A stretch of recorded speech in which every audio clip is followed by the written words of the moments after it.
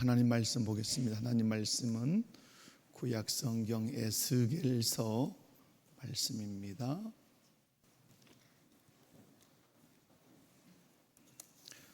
에스겔서 17장 16절에서 18절까지 쭉 그냥 세 절 함께 읽습니다. 에스겔서 17장 16절에서 18절까지 찾으셨으면 한 목소리 읽습니다. 주 여호와의 말씀이니라. 내가 나의 삶을 두고 맹세하노니 바벨론 왕이 그를 왕으로 세웠거늘 그가 맹세를 저버리고 언약을 배반하였은즉 그 왕이 거주하는 모든 바벨론에서 왕과 함께 있다가 죽을 것이라. 대적이 토성을 쌓고 사다리를 세우고 많은 사람을 멸절하려 할 때에 바로가 그 큰 군대와 많은 무리로도 그 전쟁에 그를 도와주지 못하리라. 그가 이미 손을 내밀어 언약하였거늘 맹세를 업신여겨 언약을 배반하고 이 모든 일을 행하였으니 피하지 못하리라. 아멘. 오늘 말씀은 어떤 의미입니까? 하나님 맹세 그 언약을 파기하면 파기한 것에 대한 뭐가 따른다? 벌, 심판이 따른다 하는 말씀을 오늘 에스겔서 말씀이 우리에게 가르쳐 주고 있습니다. 그러므로 맹세는 언약은 그만큼 어떠하다? 매우 중요하다 하는 것을 우리 이제 가르쳐 줍니다. 그래서 성경을 우리가 말할 때 구약, 신약 그러죠. 그래서 성경도 뭡니까? 약속이죠. 그래서 그 약속을 누가 지켜가시는 겁니까?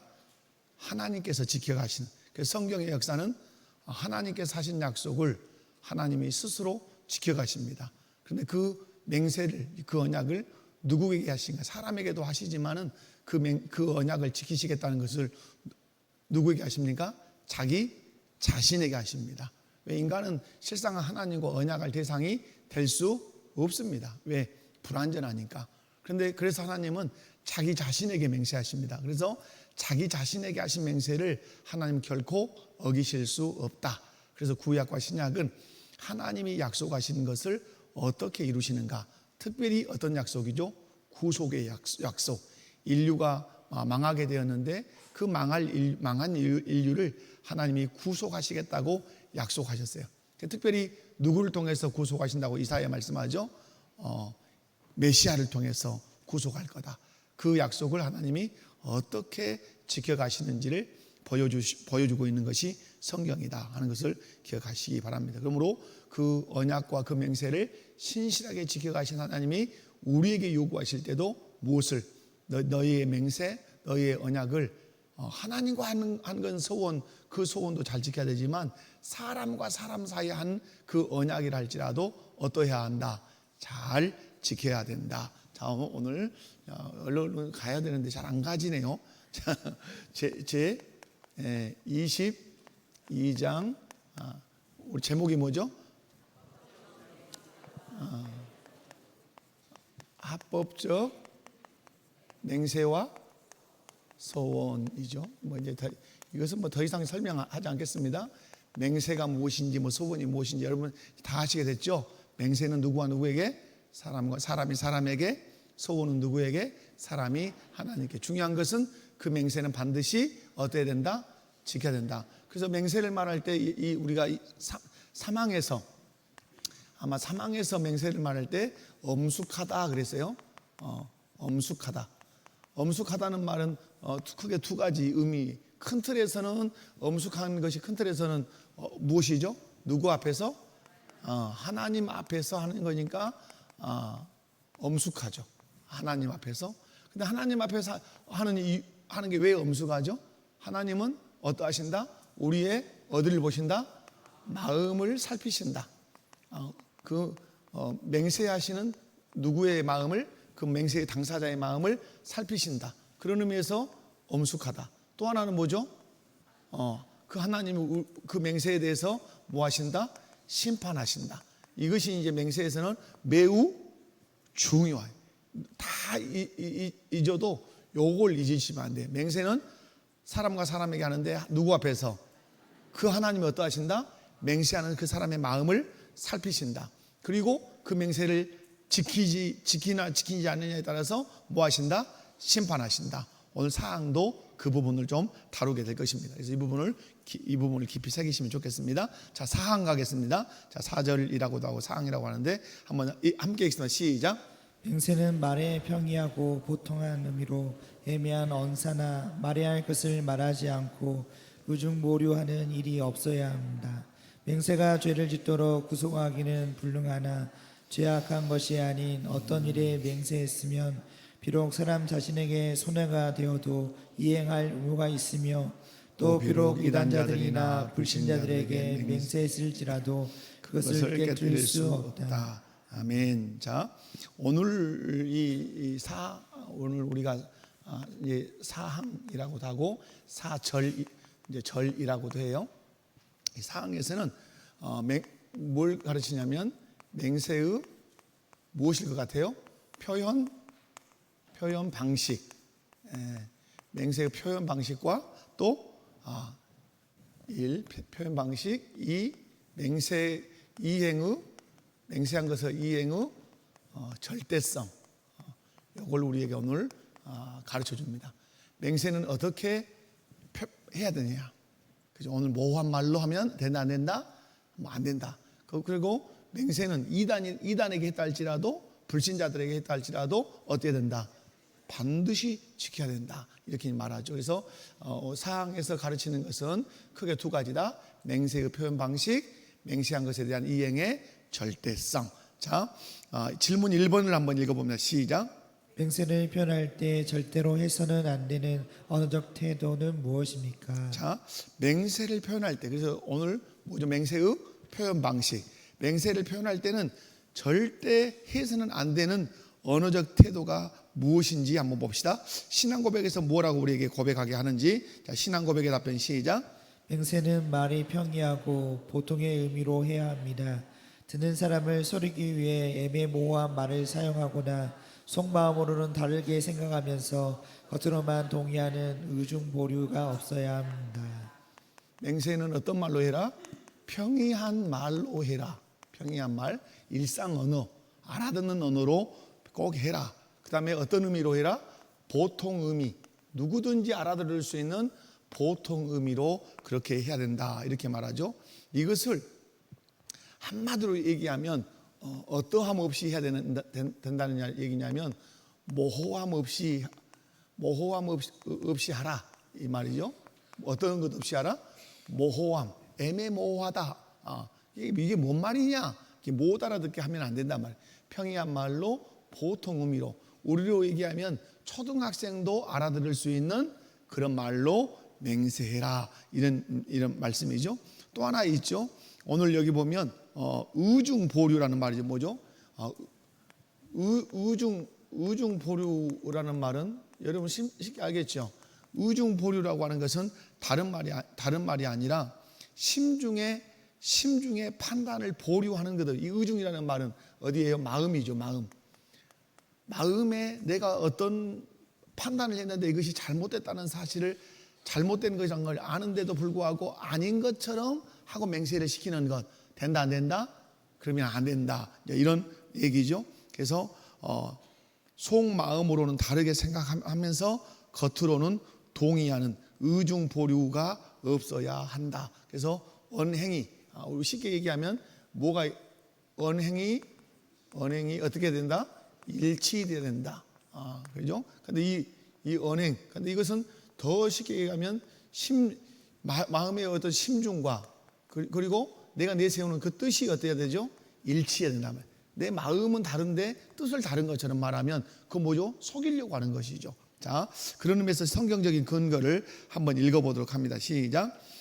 손이 깨끗하며 마음이 정결하며 뜻을 허탄한 데에 두지 아니하며 거짓 맹세하지 아니하는 자로다. 자, 손이 깨끗하며 마음이 청결하며 뜻을 허탄한 데 두지 아니하며 거짓 맹세하지 아니하는 자로다. 그러면 거짓 맹세라는 게 뭐냐 이 말이에요.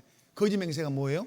마음과 뜻이 말하는 것이 다르다는. 이게 우리에게 하면 사기꾼들 그러죠. 사기꾼들은 어째요? 입으로는 막 천사 같은 말을 막 하죠. 그런데 마음으로는 어째요? 마음으로는 그 사람 것을 쏙 빼먹을 생각을 하죠. 그래서 제가 늘 여러분 얘기하지 않습니까? 우리 마음이 그 좀 세게 얘기하면 부항기가 있다. 그러니까 일확천금을 벌려고 하는 사람들이 어디에 잘 빠지죠? 사기에 잘 빠져요. 그러니까 세게 얘기하면 실상은 사기꾼 기질이 있는 사람이 사기를 잘 맞아요. 그래서 저는 여러분이 말씀드리죠. 이거 100만 원만 투자하면 500만 원 벌 수 있습니다. 그것은 나한테 할 얘기가 아니라 누구한테 가서 해야 돼요? 지금 가족한테 가서 해야 돼. 뭘 나를 생각한 것 같이 와가지고 100만 원 투자하면 500만 원 벌게 해줍니다. 그럼 여러분 뭐라 그래야 돼요? 당신 아들에게 말하시오. 당신 가족에게 말하세요. 그렇게 그 사람처럼 나를 부자 되게 하고 싶어서 안달이 난 사람을 그럼 못 만난 것 같이 그런단 말이에요. 막 나를 부자 되게 해주고 싶어서 막 열이 나 있는 사람. 그 사람 누구다? 그 사람은 사기꾼이야. 사기꾼. 그런데 많은 사람들이 거기에 혹 넘어가서 보증도 쓰고 뭐 돈도 빌리고 해가지고 가산을 아주 탕진하는 사람도 있어요. 그런데 실상은 그 사람의 마음을 들여다보면, 속는 사람의 마음을 들여다보면 뭐죠? 한 방에 일확천금을 벌고 싶은 그런 마음이 있기 때문에 그런다 이 말이에요. 그래서 여러분 의중보류하면 된다 안 된다? 절대 안 된다 이렇게 말씀해요. 거짓 맹세 안 된다. 자, 예레미야 4장 2절입니다. 시작. 진실과 정의와 공의로 여호와의 삶을 두고 맹세하면 여러 나라가 나로 말미암아 스스로 복을 받으며 나로 말미암아 자랑하리라. 이 말씀 뭐겠어요? 마음에 있는 것과 말하는 것이 어떠하면 일치하면 너가 뭘 받을 거다? 복을 받을 거다. 나로 말미암아 자랑할 것이다. 이렇게 말씀을 하죠. 그래서 오늘 하나님께서 우리에게 요구하시는 것은 마음에 뭔가를 숨기고 다른 약속을 하지 마라. 마음에 있는 것을 그대로 다 드러내놓고 진실하게 약속하는 사람이 되라. 이렇게 말씀하죠. 개혁주의 관점에서 설명 한번 읽어보면 시작. 당시 로마 가톨릭은 박해나 불리한 상황을 피하기 위해 외적으로는 서약하면서도 속으로는 다른 뜻을 품는 의중보류나 말장난을 정당화하곤 했습니다. 그러나 개혁주의는 이를 단호히 배격합니다. 하나님은 우리의 입술뿐 아니라 중심을 감찰하시는 분입니다. 맹세는 언어가 가진 본래의 평이하고 정직한 의미대로 통용되어야 하며 타인을 기만하려는 어떠한 언어적 수수께끼나 꼼수도 용납될 수 없습니다. 아멘. 그래서 이제 거짓말 한마디로 얘기하면 뭐 하지 마라? 거짓말하지 마라. 이렇게 말씀하는 거죠. 자, 뭐 설명하지 않아도 하실 수 있을 것 같아서 넘어갑니다. 4번 가겠습니다. 신앙과 삶의 적용점. 자, 시작. 우리는 나중에 빠져나갈 구멍을 만들기 위해 일부러 조건을 모호하게 달아 약속하진 않습니까? 내 아니오를 분명히 하고 상대방이 오해할 만한 교만한 말로 책임을 회피하려는 태도를 버려야 합니다. 분명하게 하라 이 말이죠. 분명하게. 자기 살기 위해서 딴속을 피우지 마라 이런 말이죠. 자, 결론적인 정리입니다. 시작. 하나님 앞에서의 언어는 투명해야 합니다. 맹세에는 어떤 거짓된 속임수나 모호함도 섞여서는 안 됩니다. 자, 여기서 지금 설명하는 것은 뭐죠? 아까 얘기한 것처럼 맹세의 표현 방식, 모호함 없이 분명하게 누구든지 알아들을 수 있는 말로 그렇게 해라 이렇게 하는 말이죠. 자, 그러면 이제 두 번째는 이제 어떻게 이행할 거냐 이런 것들을 이제 아마 살피게 되겠죠. 질문 2번을 한번 읽습니다. 시작. 만약 나에게 큰 손해가 되거나 심지어 불신자에게 한 맹세일지라도 반드시 지켜야 하는 이유는 무엇입니까? 자, 1. 신앙 고백의 답변 시작. 맹세가 죄를 짓도록 구속할 수는 없습니다. 그러나 죄악된 것이 아닌 어떤 일에 맹세했다면 비록 자신에게 큰 손해가 오거나 혹은 이단자나 불신자에게 한 약속일지라도 결코 깨뜨릴 수 없으며 반드시 이행해야 합니다. 자, 죄를 짓도록 맹세하는 것은 안 된다. 그런 것들은 무효적인 것이다. 그러나 죄악된 것이 아닌 어떤 일에 맹세했다면 그것이 나에게 손해가 오더라도 그걸 지켜야 되고, 특별히 이단자나 불신자에게 한 약속이라 할지라도 깨뜨릴 수 있다 없다? 없고 반드시 이행해야 한다. 자, 성경적인 근거 시편 15편 4절을 읽습니다. 시작. 그의 눈은 망령된 자를 멸시하며 여호와를 두려워하는 자들을 존대하며 그의 마음에 소원한 것은 해로울지라도 변하지 아니하며. 자, 여러분 마음에 소원하는 것은 해로울지라도 변하지 아니하며 반드시 지켜라. 이겁니다. 여호수아서 9장 18절 19절 읽습니다. 시작. 그러나 회중 족장들이 이스라엘의 하나님 여호와로 그들에게 맹세했기 때문에 이스라엘 자손이 그들을 치지 못한지라. 우리가 이스라엘의 하나님 여호와로 그들에게 맹세하였은즉 이제 그들을 건드리지 못하리라. 아멘. 자, 속아서 기브온 주민과 언약을 맺었죠. 그런데 나중에 보니까 여호수아가 속았다는 사실 알았어요, 몰랐어요? 알았죠. 그런데 그 속아서 맺은 약속이지만 후에 이것이 속았다는 사실 알았으니까 파기한다 했어요, 못했어요? 못했어요. 결국 그래서 이것이 이스라엘 역사에 맹세에 큰 교훈을 주는 그런 맹세였다는 사실 우리가 알 수 있어요. 자, 사무엘하 21장 1절입니다. 시작. 다윗의 시대에 해를 거듭하여 3년 기근이 있으므로 다윗이 여호와 앞에 간구하매 여호와께서 이르시되 이는 사울과 피를 흘린 그의 집으로 말미암음이니 그가 기브온 사람을 죽였음이니라 하시니라. 사울이 기브온과 약속을 깨뜨려서 땅에 저주가 임했다 이 말이죠. 그러니까 하나님은 그 사람과 사람이 맺은 그 언약에 대해서 지키지 않을 때 뭐 하신다는 얘기죠? 심판하신다. 그래서 엄숙함이라고 하는 것에서 두 가지, 하나님 앞에 사는데 하나님이 그 마음 중심을 보시고, 그리고 그걸 지키지 않을 때는 어떠하신다? 심판. 지킬 때는 어떠하시고, 지킬 때는 하나님이 기뻐하신다 그랬죠 아까. 그죠? 자랑하리라 이런 말씀을 하셨죠. 그러므로 사울이 기브온과 약속을 깨뜨림으로 그 땅에 저주가 임했다. 자, 에스겔서 17장 16절 18절 오늘 본문이었는데요. 시작. 주 여호와의 말씀이니라. 내가 나의 삶을 두고 맹세하노니 바벨론 왕이 그를 왕으로 세웠거늘 그가 맹세를 저버리고 언약을 배반하였은즉 그 왕이 거주하는 곳 바벨론에서 왕과 함께 있다가 죽을 것이라. 그가 이미 손을 내밀어 연약할 것 맹세를 업신여겨 언약을 배반하고 이 모든 일을 행하였으니 피하지 못하리라. 아멘. 이것은 이제 그 유다의 왕 시드기야가 이제 왕이 됐지만 바벨론 왕과의 맹세를 깨뜨렸단 말. 그래서 하나님께서 그 시드기야에게 심판하시겠다는 그런 말씀입니다. 자, 개혁주의 관점에서 설명입니다. 자, 함께 읽습니다. 시작. 개혁주의 신앙에서 하나님은 언약에 신실하신 분입니다. 그분의 자녀인 성도 역시 언약적 신실함을 드러내야 합니다. 당시 가톨릭은 교황의 권위로 불신자나 이단자에게 한 맹세는 무효할 수 있다고 가르쳤으나 신앙고백서는 이를 무서운 죄로 보았습니다. 상대가 누구든 내가 얼마나 손해가 되든 하나님의 이름으로 맺은 정당한 약속은 하나님의 명예가 걸린 일입니다. 다만 죄를 지켰다는 맹세는 하나님의 뜻에 반함으로 결코 효력을 가질 수 없습니다. 그러니까 여기 맹세에서 이제 중요한 것은 그 맹세가 어떠한 것이 되면 안 되죠?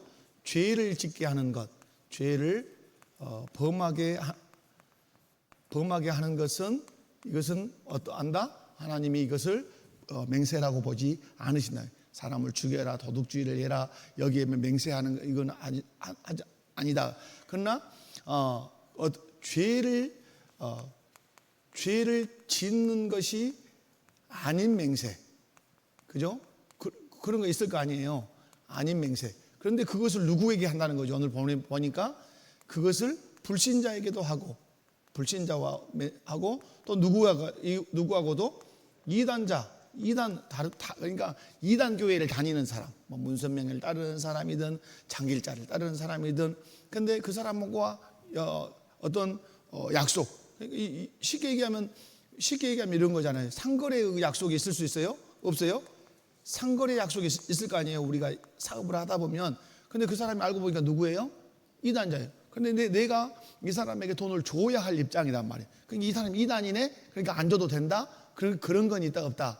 아니단 말이에요. 그런 것은 그 사람이 이단이라 할지라도 내가 줘야 될 것은 정확하게 줘야 된다. 그런데 중세 교황은 카톨릭은 어떻겠다? 그런 것들은 안 해도 된다. 이렇게 가르쳤단 말이에요. 그런데 성경은 그러한 것을 무거운 죄로 본단 말이에요. 그래서 우리가 죄를 짓는 것이 아닌 맹세, 일반적으로 제가 쉽게 얘기한 것은 상거래 계약 같은 거. 근데 그러니까 계약하고 보니까 이 사람이 이단자고 이 사람이 실상 어떤 세게 얘기하면 살인을 했다고 칩시다. 이 사람이 살인자예요. 옛날 살인의 전과를 막 가지고 있어. 그런데 나하고 어떤 상거래를 약속했으니까 이 사람은 옛날에 흉악범이었으니까 이 사람은 이단자였으니까 그거 내가 돈 안 줘도 된다. 이런 법은 있다 없다? 이런 법은 없다. 그것은 정당하게 해야 된다. 중요한 것은 그것이 어떤 맹세일 때, 죄가 아닌 맹세일 때는 이단자라 할지라도 불신자라 할지라도 그가 누구든지 상관하지 않고 반드시 그 맹세는 어떠해야 된다? 지켜야 된다. 그러나 죄를 범하게 하기 위해서 맹세시키는 것은 그건 불가하고, 또 맹세를 했는데 죄를 짓는 맹세일 때는 그건 지켜서는 안 된다는 거예요. 사람을 죽이라고 맹세를 했는데 맹세니까 반드시 내가 지켜야 되리라고 칼을 들고 막 담을 넘어서 이리 뛰고 저리 뛰고 하면 되겠어요? 그건 안 된다 이 말이에요. 그래서 여러분, 우리가 맹세할 때는 죄를 짓도록 맹세하는 것 불가하고, 또 맹세를 했는데 그것이 죄를 짓는 맹세라면 그건 어떠한다? 해서는 안 된다. 그러나 죄를 짓는 맹세가 아닌 일반적인 모든 맹세는 그 대상에 누구이든지 상관하지 않고 반드시 어떠해야 된다? 반드시 지켜야 된다. 이해되셨죠? 자, 그렇게 되면 되겠습니다. 자, 그 다음에 결론적인 정리입니다. 자, 5번 시작.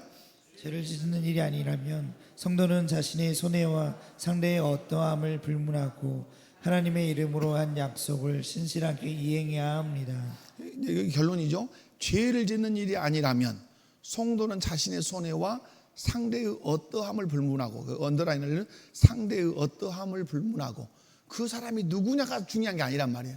맹세했다는 게 중요하단 말이에요. 근데 그 맹세가 죄 짓는 맹세가 아니기 때문에 그것은 나에게 손해가 와도 어떻게 된다? 지켜야 된다. 왜 그렇습니까? 여기 하나님의 이름으로 한 약속을 신실하게 약속해야 돼요. 우리는 하나님의 이름을 내걸지 않지만 내가 그리스도인이라고 한 그 사실 자체가 누구의 이름으로 맹세하는 것 같아요? 그래서 늘 우리가 얘기하는 것처럼 우리 그리스도인의 어깨에는 누구의 명예가? 하나님의 명예가 있단 말이에요. 하나님의 명예가. 그러니까 여러분, 우리가 그 10계명에서 내 이름을 어떻게 여기지 마라? 망령되이 일컫지 마라. 이 말은 다시 말해서 하나님의 명예를 손상시키지 마라. 그러니까 여러분, 이 세상에서 죄 중에 무서운 죄가 뭐예요? 명예를 훼손하는 죄예요. 명예훼손죄는 즉각 다룹니다. 명예훼손죄는 누군가의 명예를 훼손하는 죄는 커요.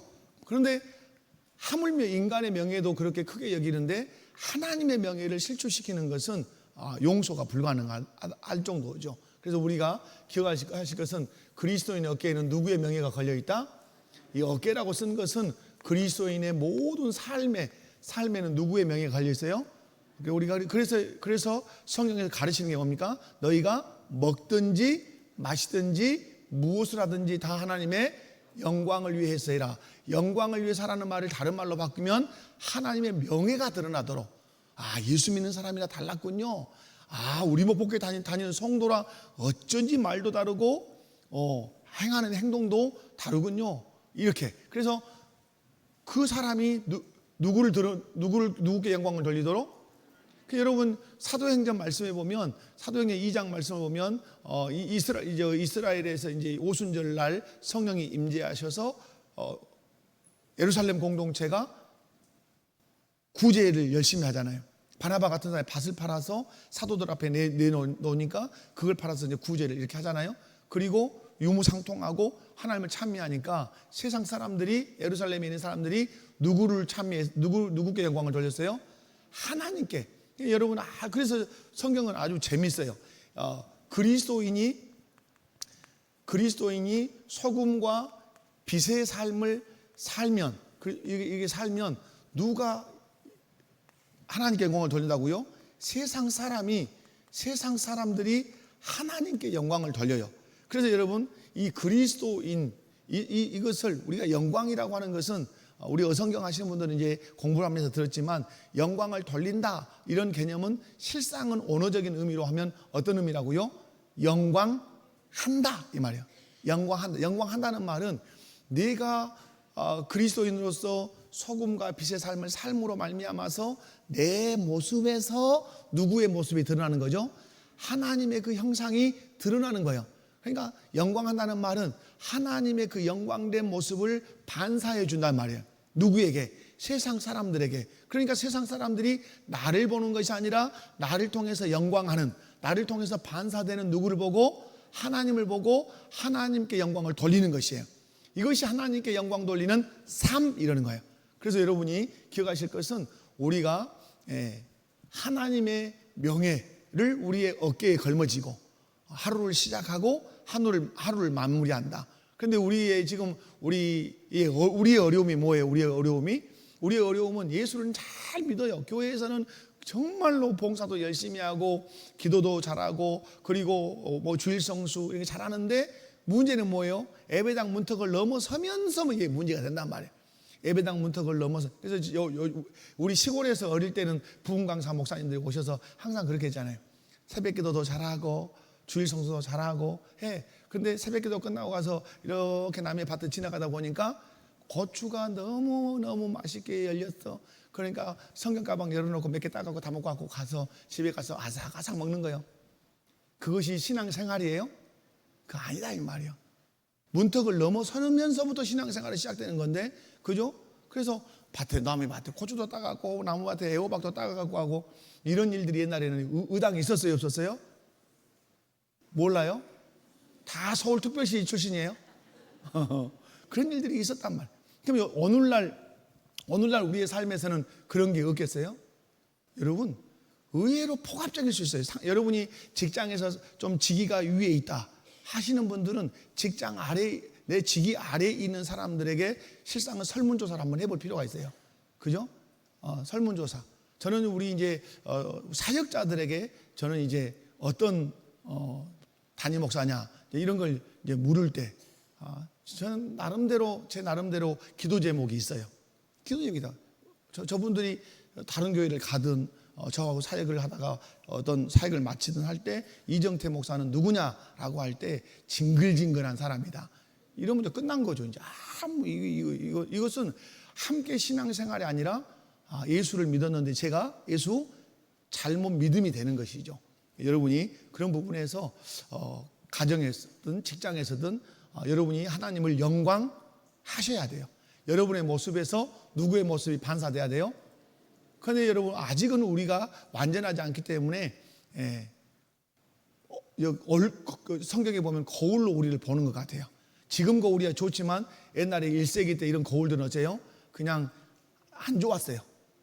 그래서 천국에 가면 얼굴과 얼굴을 대하여 보는 것 같을 거다 이렇게 거울로 보는 것 같지 않고 얼굴과 얼굴로 보는 것 같다. 우리의 연약함이 있어요. 그럼에도 불구하고 여러분이 가정에서 제일 중요한 것은 저는 가정 얘기를 많이 해요. 근당에서 제가 가정생활을 훌륭하게 아주 100% 잘한다 그래서 제가 가정 얘기를 하는 게 아니에요. 우리가 가정에서 남편과 아내가 우리를 통해서 누구를 볼 수 있어야 돼요? 내가 믿는 예수님을 하나님을 볼 수 있어야 되고 우리 자녀들이 아버지를 볼 때 어머니를 볼 때 누구를 볼 수 있어야 돼요? 나를 통해서 예수 그리스도의 그 자비와 사랑과 인내와 이런 것들을 볼 수 있어야 되죠. 그런데 전혀 부부간에 그런 것도 볼 수 없고 부모와 자녀 사이에서 또 그런 것을 볼 수 없고 또 이웃 직장 생활하는데 내가 직장 생활하는 내가 우리 목포교회 성도라는 사실 직장인들이 다 알아. 왜? 무슨 행사 있으면 나 교회 가니까 또 주일이면 나 주일이라고 교회 가니까 다 알아. 그런데 깍쟁이 같이 자기 이익만 챙기고 그죠?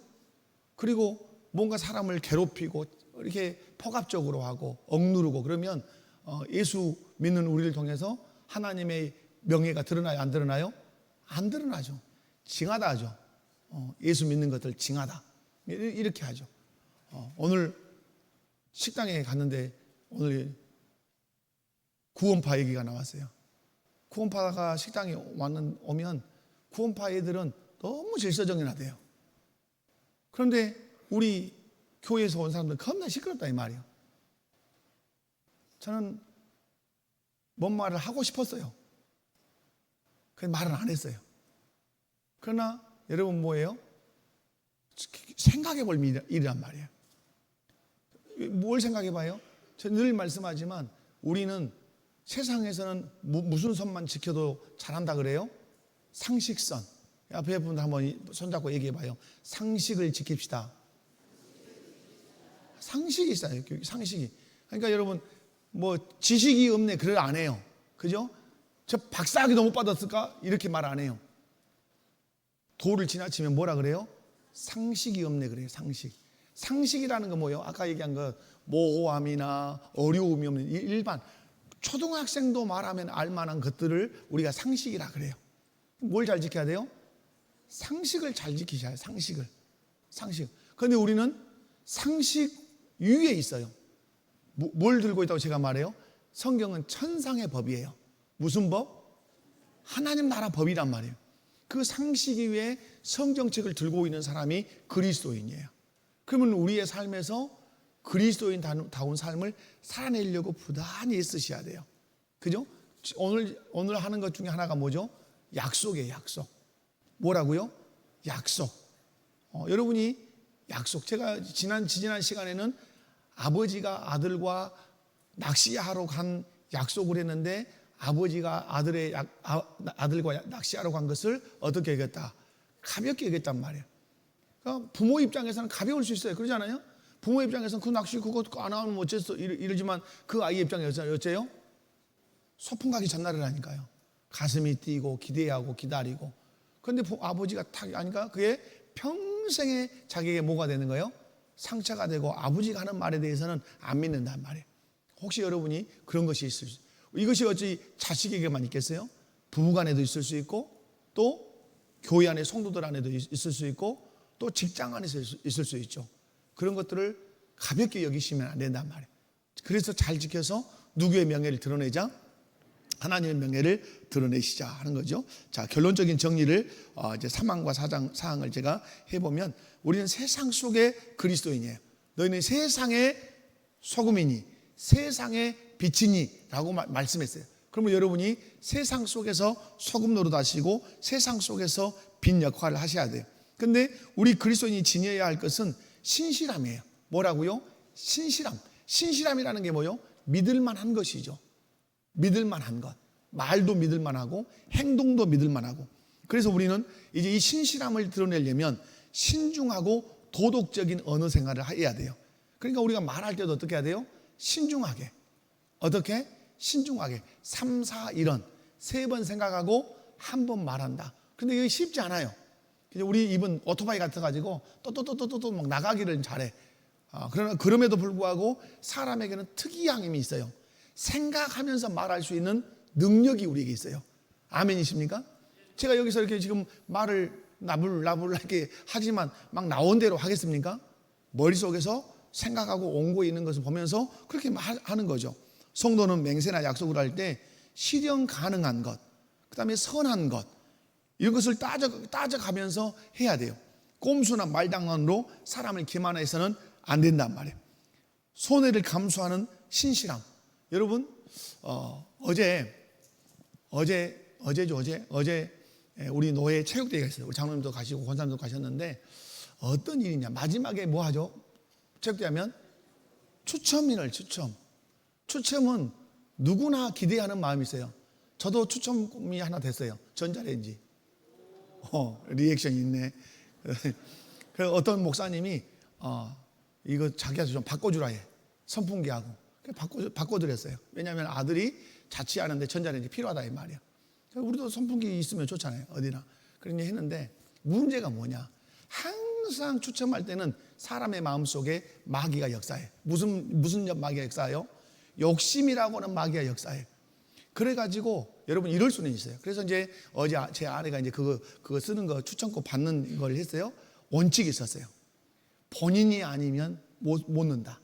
그리고 보통 어떻게 하죠? 남편이 오면 우리 아내 왔으니까 주세요. 안 된다 이 말이야. 당신 아내가 직접 와야 된다. 사모님이 와가지고 우리 목사님 안 된다 이 말이야. 그리고 철통같이 수비를 해서 잘해서 보냈어요. 이게 어디로 왔냐? 본부석으로 왔어요. 제가 너의 이모니까 이제 본부석에 앉았죠. 근데 어떤 목사님이 오셔가지고 우리 아내 거랑 써야 되니까, 그리고 우리는 또 낼름 줬어요. 그러니까 저 이미 사모님 썼을까 안 썼을까요? 썼어요. 그러니까 두 분이 사모님 표를 썼어요. 근데 문제는 뭐냐? 당첨돼 본 거예요, 이제 이 사람이. 몇 번을? 2번을. 그러니까 사람들이 사모님이 당첨이 된 거예요. 어떤 권사님이 됐으면 그러려니 하는데 사모님이 당첨이 된 거예요. 한 번은 화장지, 한 번은 보길 정작교회에서 박스 테이핑도 안 할 만큼 전복 제일 큰 것을 얼음도 안 넣고 그대로 갖고 온 것을 당첨이 된 거예요. 그런데 그거 당첨이 되니까 이제 말이 껐어요. 아, 사람들이 이제 궁시렁 하죠. 그래서 저희들이 이제 임원들하고 이제 차를 타고 오면서 제가 한 말이에요. 자, 화장지를 받았다 합치십시다. 내가 먼저 화장지를 받았어. 근데 그 다음에 뽑힌 것이 또 전복이요? 그럼 뭐라 해야 돼요? 저는 화장지 받았습니다. 됐습니다. 이렇게 해야 된단 말이에요. 화장지 받았는데 전복이 나타나 버렸네?